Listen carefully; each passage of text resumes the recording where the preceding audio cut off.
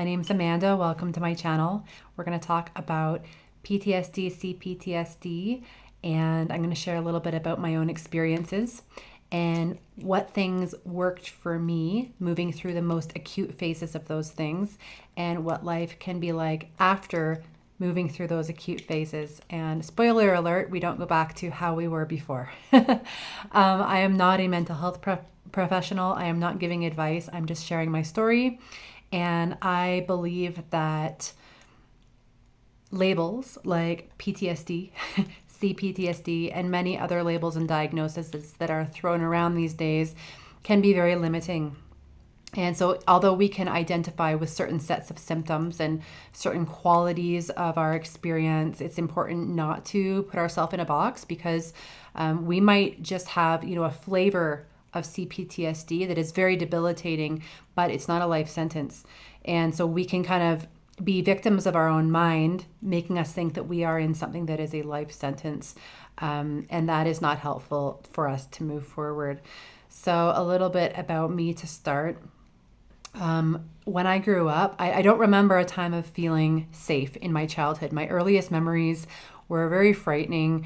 I felt very alone and isolated. I grew up in a religious home.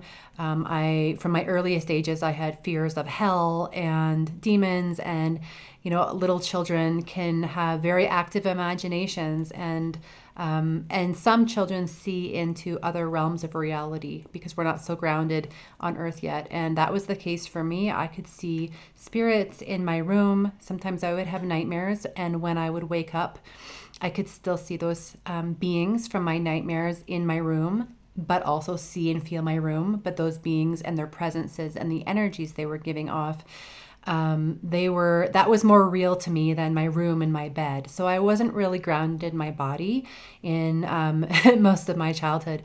And although those visionary experiences went away after age 3 and 4, I still could feel presences in certain places and areas, and I could feel a lot of energy coming off people. And so my whole childhood was just very disassociated and very anxious and very not grounded, which made me into a very introverted and shy person who really struggled with things like bullying, connecting with other people, and I preferred to be in nature alone or in nature with other children who were on my wavelength. So fast forward, I had a very traumatic experience several years ago, and I went through most of my life after my childhood, doing okay. I didn't feel like a traumatized person. I just kind of, everything just kind of went deep into the subconscious, and I lived my life. And as some of you guys know, if we've had a really troubled early life, we can kind of repress that or suppress that, or whatever you want to call it, until something really big happens that's traumatic in our adult life. And that can wake everything up. And so a few years ago, I was in a relationship with a man, and we had a really good connection. We were traveling together. We were doing some volunteer work together. We were creating music, we're writing songs, recording songs together. We had a really great connection. We're having an amazing time. And we were, about 6 months, something like 5 to 6 months into our relationship. We were staying in a hotel, and I was checking my phone, and he had logged into one of his messaging apps in my phone. And I could see that he had been talking to another woman, and the nature of the messages were, not acceptable to me. So I asked him about this, and, one thing led to another. We got into a big fight, and it went really south from there. He locked me in the hotel room and went out. And after a short time, he came back extremely intoxicated. And he had me in that room for 6 hours. It was extremely violent. I was hit over the head a bunch of times and head butted, and lots of other really violent things happened. I did everything I could to try and get out of the room, to make noise. Nothing worked. We were high up. Our hotel room was high up. It wasn't like I could find a way out. And it was probably I would say, the most traumatic experience of my entire life. And I had had a near-death experience not too long before that, just a couple of years before that. And that near-death experience, there's a link to that in the description. That near-death experience gave me the strength to make it through this ordeal in a way that I couldn't have otherwise. Knowing that there is life beyond death made me in some way unafraid of dying. And at a certain point in this situation in the hotel room, I said to this man, even if you kill me, it doesn't matter. I am a spirit. I go beyond this life and I'll come back. So, you can do whatever you want with me. There's nothing that I can do. I'm completely powerless in this situation. And I really meant it. And so even though in the actual situation, I found a lot of inner strength, I wouldn't even say I found it. It was just present within me, the presence of that inner self, of God, of the inner presence. However, after the fact, after I got out of that room, he passed out, and I got the key out of his pocket and I left the room. And anyway, the rest is history. But the after effects of this situation triggered so much trauma, so much PTSD symptoms, not only of what had happened in that room, but of other things that had happened in my life. And a lot of my early childhood memories of being so frightened and being very shocked by what I was seeing and sensing with those spirits in my room, and many other things came back. And I very quickly developed what I would call C-PTSD symptoms. How they affected me were physically. Physically, I felt like my whole torso for months and months was frozen. I didn't have an appetite. I still ate, but I had no appetite. Food really didn't taste like anything to me.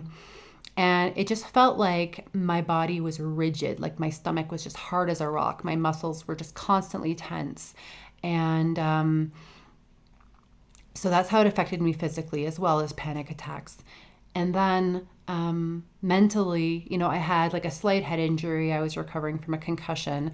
And for almost, let's say, over a year, I would say, I had a lot of trouble remembering things. Like I'd have one appointment in a day, an important appointment, say like a job interview or a conversation with my boss online, and I would completely forget about it, even though I had nothing else going on in that day. Time would pass and I would miss the whole thing. I was not able to, I would leave the house and I'd go for a walk and I couldn't even remember why I was going for a walk. And it was really frightening because I didn't know how long I was going to be like this. I didn't know I was going to be like this forever. And so my mind started playing games. And so that would trigger a lot of the PTSD symptoms. Trouble sleeping, insomnia, and just an experience of never being able to feel settled, never being able to feel relaxed. And just constantly going over situations in my head of things that had happened in the past and feeling the anxiety and terror of those things all over again, as they were stored in my body and then they were suddenly released to be felt over and over and over again. And I did a lot of things in the following year plus to try and help myself. I was willing to try anything, and I tried many things. I believe that people should follow and try the modalities, the healing methods that they feel the most drawn to. There are so many videos out there that talk about how to help yourself after being diagnosed with this or feeling the symptoms of C-PTSD and PTSD. And I tried many things that did not work at all, that just didn't resonate with my body. I tried things that were supposed to work and actually triggered me. And if you've tried many things, you know what I mean.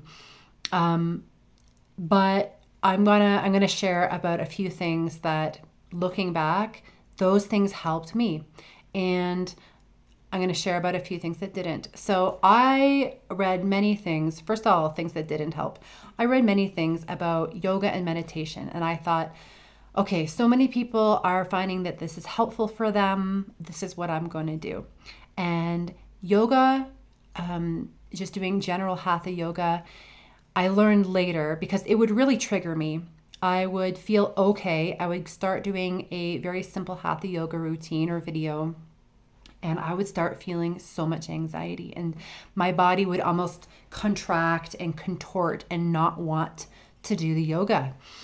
And yet I kept pushing myself because I wanted to help myself.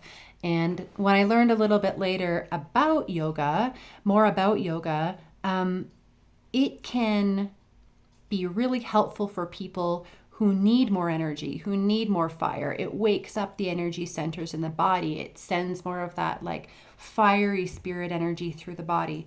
But if you already have a lot of that going on, you don't need more. It's just going to make your nervous system more active when what you're trying to do is soothe your nervous system. So for me and for many people, they find out that regular yoga is not really the best thing to do when you're dealing with acute PTSD symptoms. There are forms of yoga such as yoga nidra, some yin yoga, not all, but some yin yoga, some restorative yoga that were helpful that I eventually found. But general power yoga, vinyasa yoga, hatha yoga, that just fired up my nervous system and triggered me more. Traditional meditation, to sit down with my legs crossed and to meditate, that was very triggering too, because that was going inside. That was going inside into my inner being, and that's where all the trouble was. And so when somebody is already extremely activated, to go inside can be too much, especially at the beginning.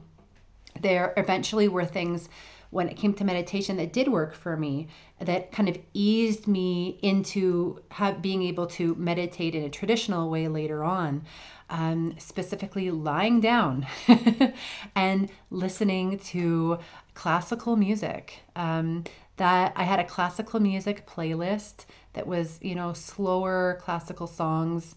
I will put the playlist in the description because I still listen to it and I still love it.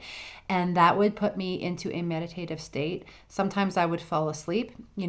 Recommendations for meditation is not to lie down because you fall asleep. But if you're having severe PTSD symptoms, it's really not a big deal if you fall asleep while you're meditating. So I would lie down and I would listen to this playlist with my headphones. And it would really help soothe me. And sometimes I would be in a meditative state. Sometimes I would fall asleep. It really didn't matter. But that eventually got me to a place when I kind of got through the acute symptoms after a couple of years where I still use that playlist and I can do a sitting meditation, a lying meditation, any kind.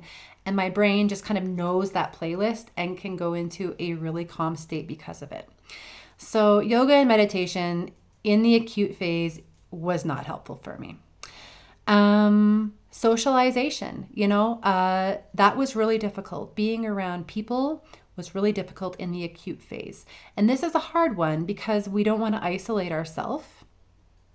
We don't want to be away from people for so long that when we eventually go back and be with people, we are so disconnected and socially awkward. But then being around people at the same time when you're going through acute symptoms can be difficult because you realize you're not making connections, and it can be really frightening and awkward and cause social anxiety to be with people. And so what helped the most when it came to socialization was to be around people for very limited amounts of time, so that you're not isolating yourself, but you're still having a social interaction that's not kind of like open-ended. So like going to an event and not having a plan, I wouldn't recommend that. But going to an event or a group or a lunch or whatever, but having very kind of announce how long you're going to be there for is really good, because then you're getting that connection, but you're not in there too long where you're too overstimulated. So don't isolate yourself too much, but don't be around people too much that you're just triggering yourself and being overstimulated. Find a happy medium, which is which is really difficult, but it's doable. It's doable with trial and error. And again, I'm talking about the acute phase. Like if you're getting triggered all the time and you're overstimulated all the time, that's kind of the phase where I'm talking about finding your tipping point. Modalities that really helped me were grounding modalities. People always recommended for me to go sit on the earth, to walk barefoot, to be in nature, all these kinds of things. And, if you are in a very, very acute phase of this, those things are probably not going to give you immediate relief. I'm going to be honest, they didn't for me. I spent a lot of time in nature, but my inner being was going so fast. My inner being was so anxious that I couldn't slow down enough to kind of be at that pace of the birds and the animals and the ants. Like I was just going a mile a minute. It's definitely not going to hurt. It's definitely good to go there. But don't be hard on yourself if sitting on the earth and walking barefoot isn't seeming to do much for you. It's recommended because it's better than being on your screen or being in a busy place, but it might not have immediate results. And that doesn't mean there's anything wrong with you. I actually found that there was a certain spot, just thinking back, sometimes we find a certain spot in nature. And I had this certain spot that was like a really huge big tree at the end of a road at a dead end. And the tree was so big and had kind of like a nook. It had kind of like a hole in it, had a nook. And this sounds kind of crazy, but I would go and sit in that nook, in that hole. And being surrounded by the tree, there was something about that was really special. And I would go there in the afternoons. And that tree will always be sacred in my memory. Sometimes we find a place in nature that has like, how do I say it? Like that you feel kind of like you're in a cave-like situation, or you're more surrounded by like tree or a rock. And those spots felt really grounding. You're not kind of like in the wide open air. You're just kind of like somewhere maybe nobody can see you, and you set up, like your yoga mat or a blanket or something like that. And you've kind of like maybe surrounded on several sides by a tree or a rock or something like that. Those spots were the best.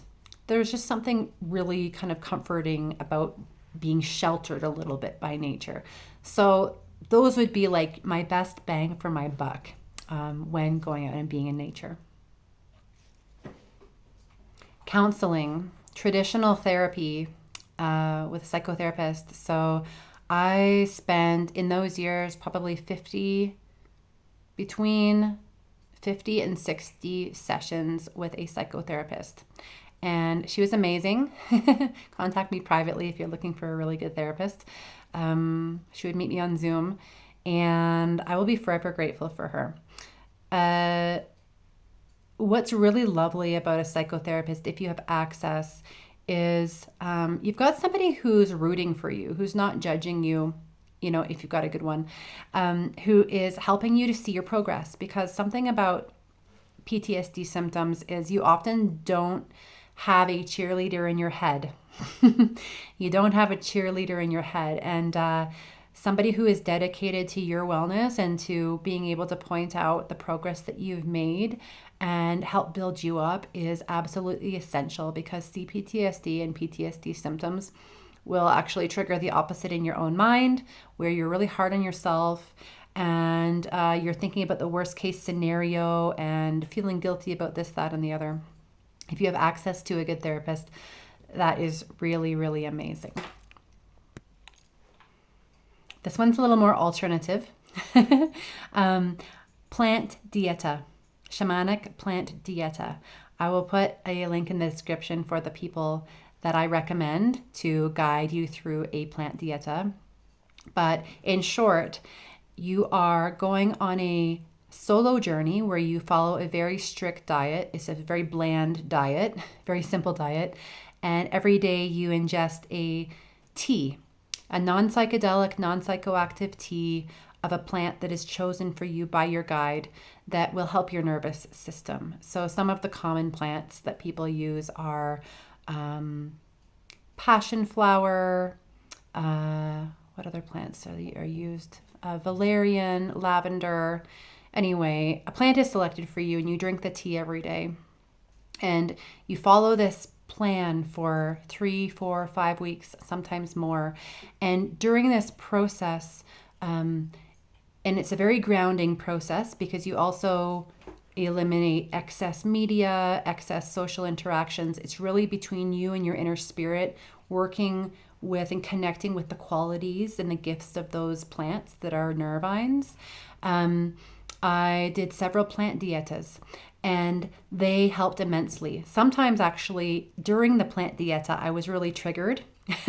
Sometimes they'll trigger your nervous system and help you to see the things that you're doing that are not kind to yourself, to teach you a lesson. But eventually after the dieta was over and during the integration time, I found that there was a really big change in my body and in my nervous system. So this is not just working on a physical level, this is working on a spiritual level and all the other parts of us as well.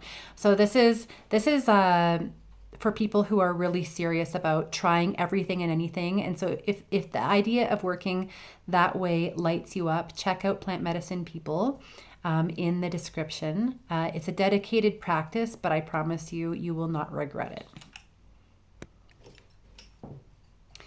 Changing location. This is not possible for everybody, but sometimes we are living with people or in a specific location that's very chaotic or busy, maybe an inner city, something like that. And it's simply not conducive to our healing because when we are in an acute phase of PTSD, we are triggered very easily by stimulating sounds and people, and we are getting re-triggered all the time. There will be a point that comes where we'll be more okay living in places and situations like that. But in the acute phase, it's kind of like picking a scab all the time. The scab is trying to heal and we're in an environment that is not helping it heal and we're just picking our own scab over and over and over. Once the scab heals completely and our skin is fine, we would be fine to be back in a more chaotic place. So I found that having to I relocated on a couple of occasions because the people or the place that I was living in wasn't bad per se, but it wasn't fully supported. And I found, an alternative place to live that felt more supportive. And some of these are extreme things, going on a plant dieta, relocating yourself, like these are actually extreme things, but the alternative is to stay really stuck in a loop of acute symptoms. Sometimes in order to show ourselves true self-kindness, we have to do extreme things. And sometimes just going to see a therapist is simply not enough. Sometimes just going to do certain practices is just not going to be enough. Some people it is, and that's fabulous. But for some of us, we have to do more extreme things and do them over and over. I relocated several times. I did several plant dietas. I started to find things that would work a little bit and find that I had to do them over and over. Another thing that I started to do a little bit later on, not in the acute phase, but when I started to see a little bit of progress, I did some microdosing with psilocybin mushrooms. I have a video about that. I'll put the link in the description. I would not recommend this if you are having really acute symptoms and you're right in the middle of it. But if you are kind of on the other side of it, but you're still like, I'm still not out of the woods. If you feel called to that, it can be a really great tool. I found that it helped me specifically with feeling the different parts of me. We've got the inner child, say the upset, frightened inner child part of us. We've got the inner parent part of us. We've got, I've got an inner grandmother. And with microdosing psilocybin mushrooms, we can bring all these parts together on our microdosing days. We don't get high. We're just in a very subtly, slightly altered state where we can, if we spend some time alone and set aside, some really contemplative time, we can bring all these parts together in a really neat way where that frightened inner part feels really supported by some of the more mature and strong parts of us. And that practice can be very healing. So, yeah, that was something that I did. I continue to do, and it continues to bring a lot of amazing contemplation, a lot of healing in places that I didn't know I needed it. I definitely recommend that if you feel called. If you feel called, I feel like plants call you if it's for you and it's your time. Extreme self-care. Extreme self-care. This is going to look totally different for everybody, but asking yourself on a daily basis, which need is not being met? Which need is not being met? When we are in the middle of symptoms, we are not really thinking about meeting our needs. We're kind of in a survival mode. We're kind of maybe a little bit dissociated. We might be dealing with our mind acting like an inner critic. The last thing we're doing is thinking, how can I show myself self-kindness? And I had something that I started to notice when I would start asking myself that question regularly. I would notice sometimes my bladder was full and I wasn't going to use the toilet. I was so dissociated and disconnected from my body that I didn't even notice that I had to go to the bathroom. I was just like working and not noticing and paying attention until I really had to go. You know, these are things that happen when you're not connected with your body and you're not present in your body. Being hungry and forgetting to eat, or eating too much and not feeling that you're full until you're really full and you're like, oh, I feel horrible. How did I eat so much? So we're on a journey of learning how to be back inside our body, feel the different sensations, and then know what we need to do when it comes to our basic functions. And for regular people who are not dealing with this might sound crazy, but if you're not connected with your body, these are just the things that happen. There's nothing to feel bad about. But as we are asking ourselves, okay, what do I need today? It might be something that is kind of bizarre that other people don't need, but you need. Like there are some days where I ask myself that question and I need to go get a really good quality hot chocolate, nice organic cacao, and have somebody else prepare it for me. Go, buy it at the cafe and sit there and really enjoy that. To me, that's like a gift to myself that reminds me that I'm honoring myself, to have a moment to soothe myself. It's going to be different for everybody, but really honoring your needs, asking yourself as often as possible, how can I be kind to myself? What do I need? What am I missing?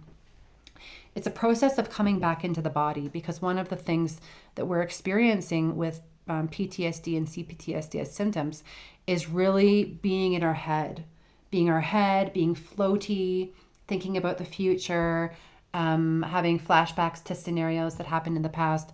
We're not like inhabiting our feet. We don't feel the hard floor beneath our feet, right?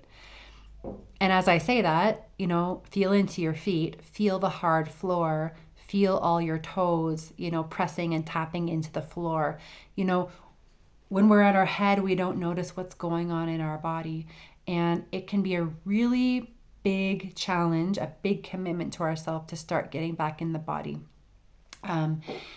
So that comes later. We can definitely try and prioritize that. Like, for example, guided meditations that do body scans and help put you back in the body. Those ones are really good if you can lie down and get really cozy and comfy and get in the practice of that.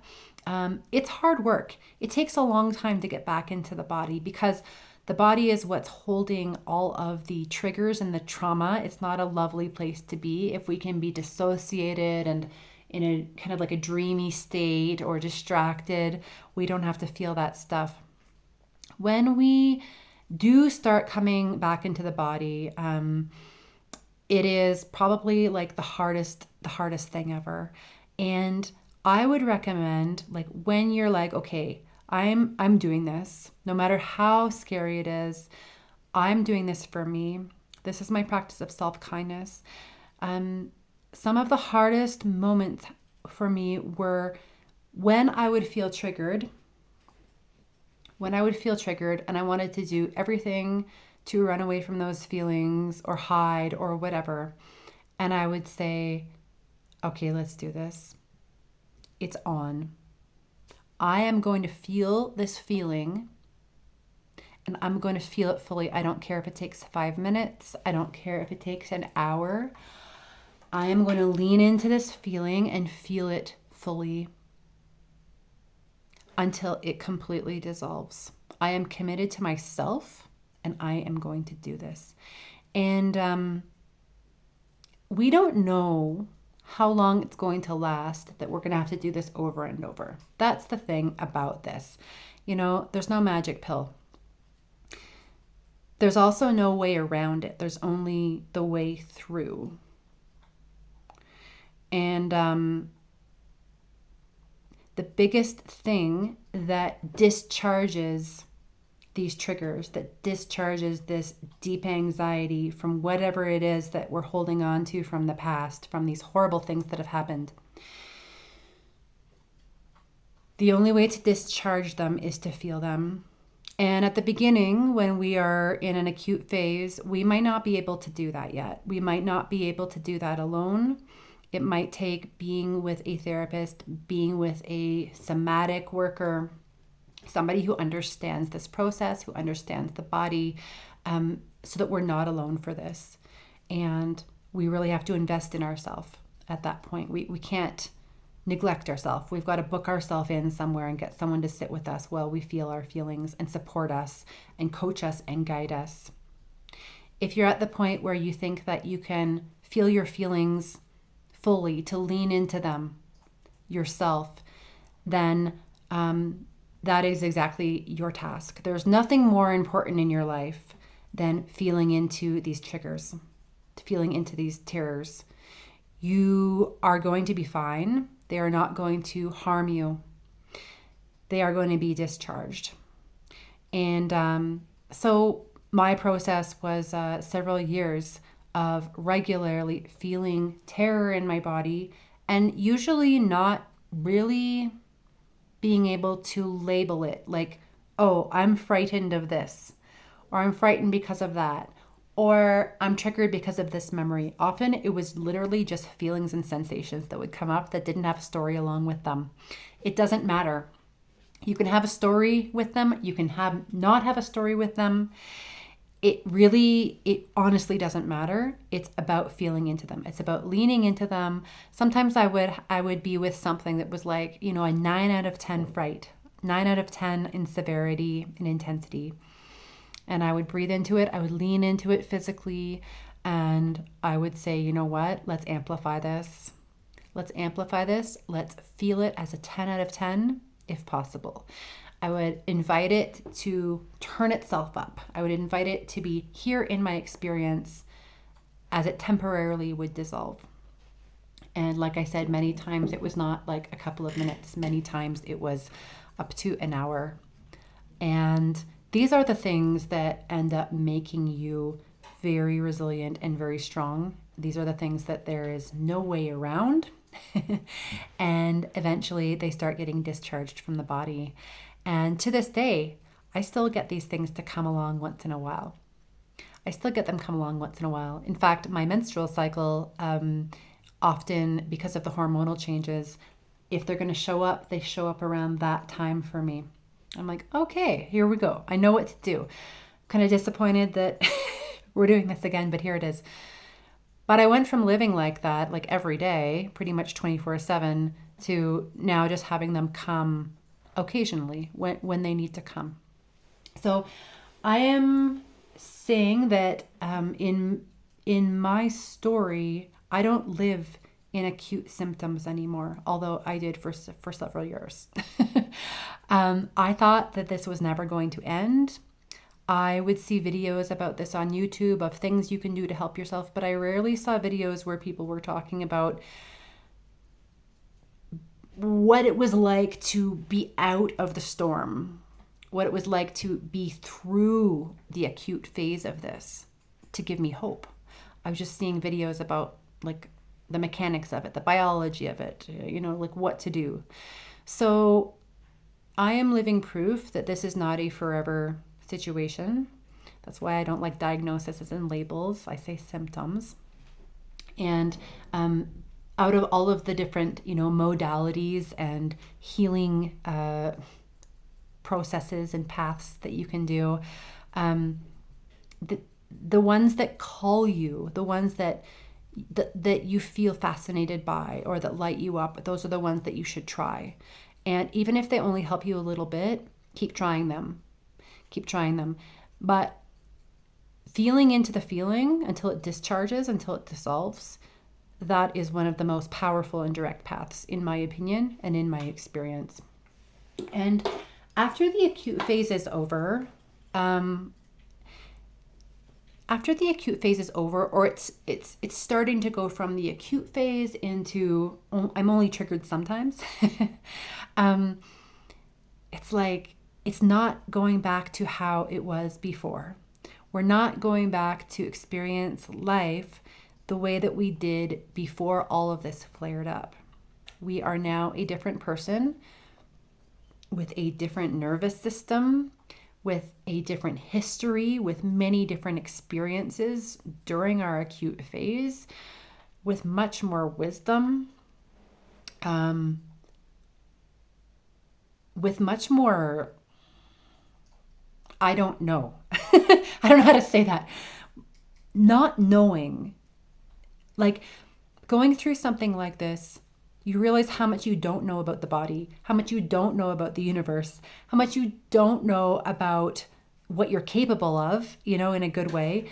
There's a lot of I don't know and not knowing and needing to learn to trust in the mystery, to develop a relationship with the mystery, because these are weird times we're living in.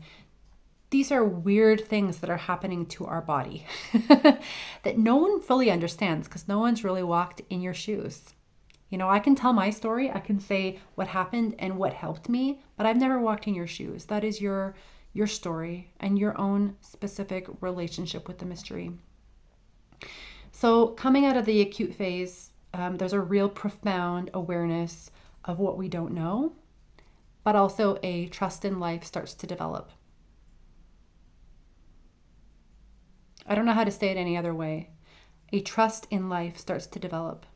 To know that you can endure something that might be unspeakable, that you can still get up in the morning and have a shower, that you can still choose self-kindness and try every modality that you feel drawn to and fascinated by, and that eventually the acute symptoms start to fade away a little bit, to become less frequent.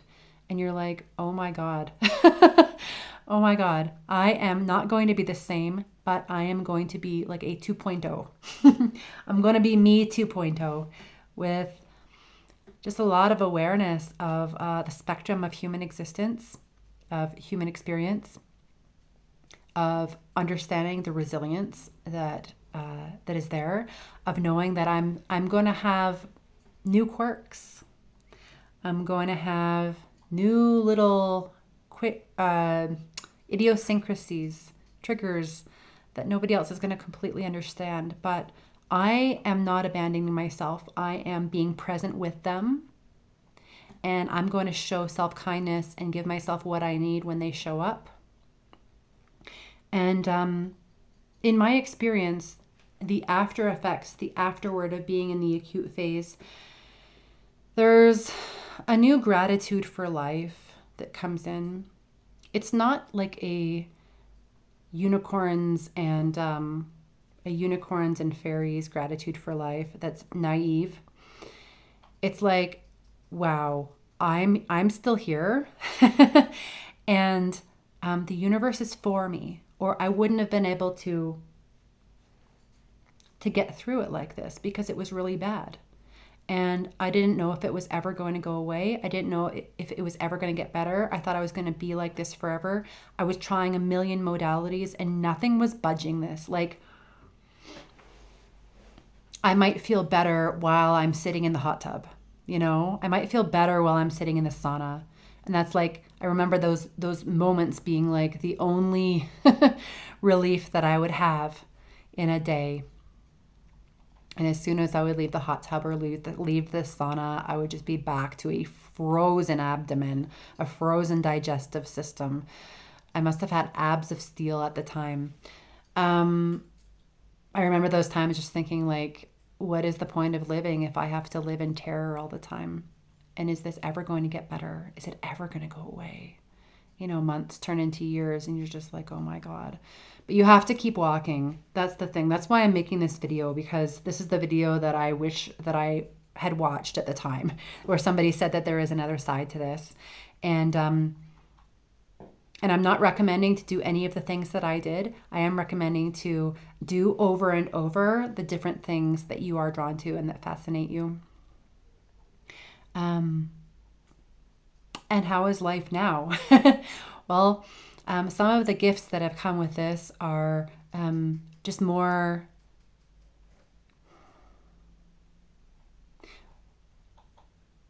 in the spiritual journey, because you realize just how vulnerable you are and how much you need to trust life. You need to trust your higher power and divinity.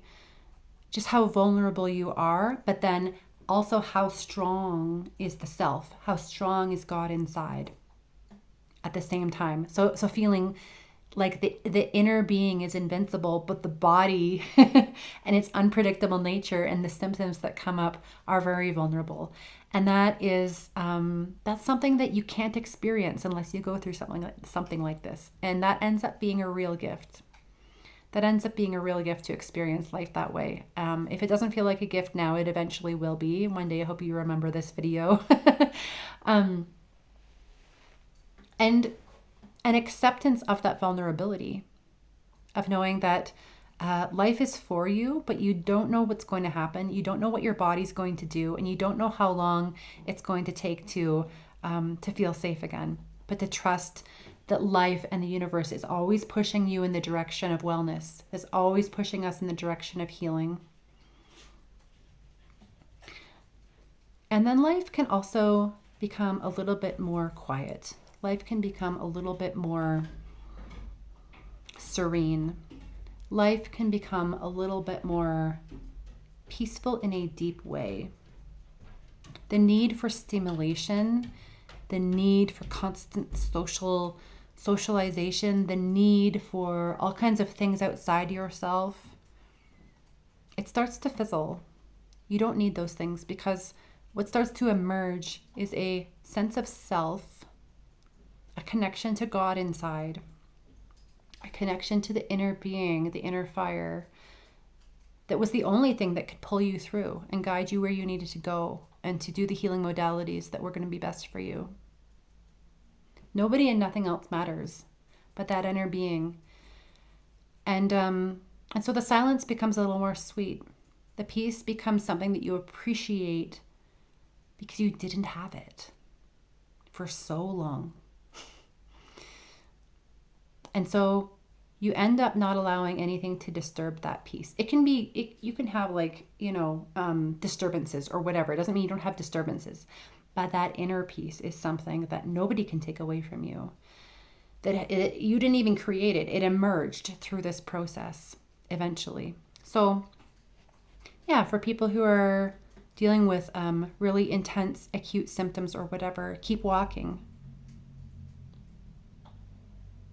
Keep walking and keep moving towards modalities of healing that you feel drawn to.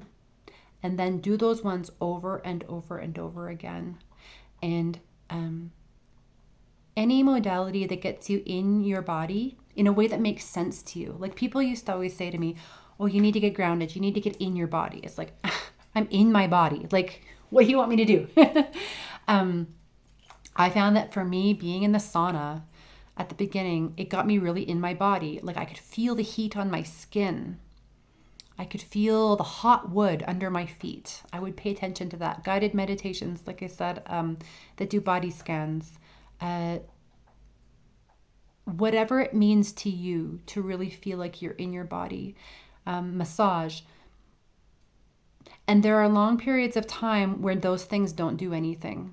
Like if you have a really severe case, you can go for massage, you can go for sauna, you can do these things, and you're still not going to feel anything because you're so dissociated and disconnected from your body. That is real. That was real for me.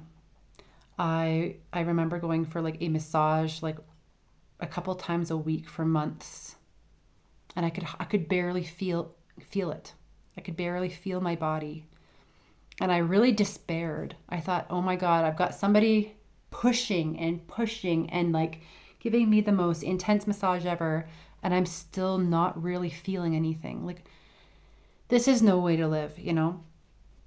If I only knew back then to keep going, you know, to keep doing those things, because eventually this stuff is going to discharge. Eventually it really will discharge. So lean into your feelings, do the modalities that you're drawn to, and just don't stop, because there is an end in sight.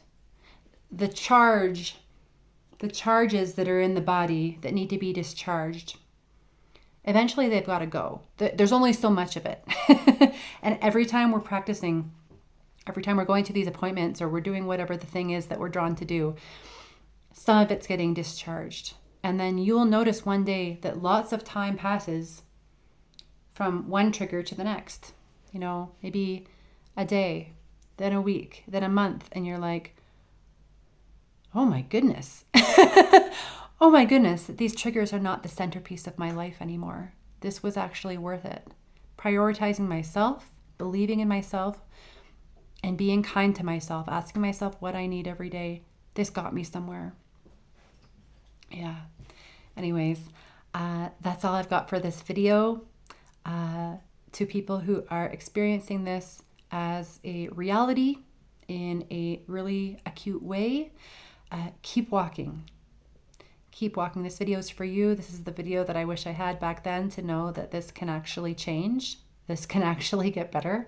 But sometimes it requires big things, big changes, big commitments, big practices, big moves. Yeah. Other than that, journey well.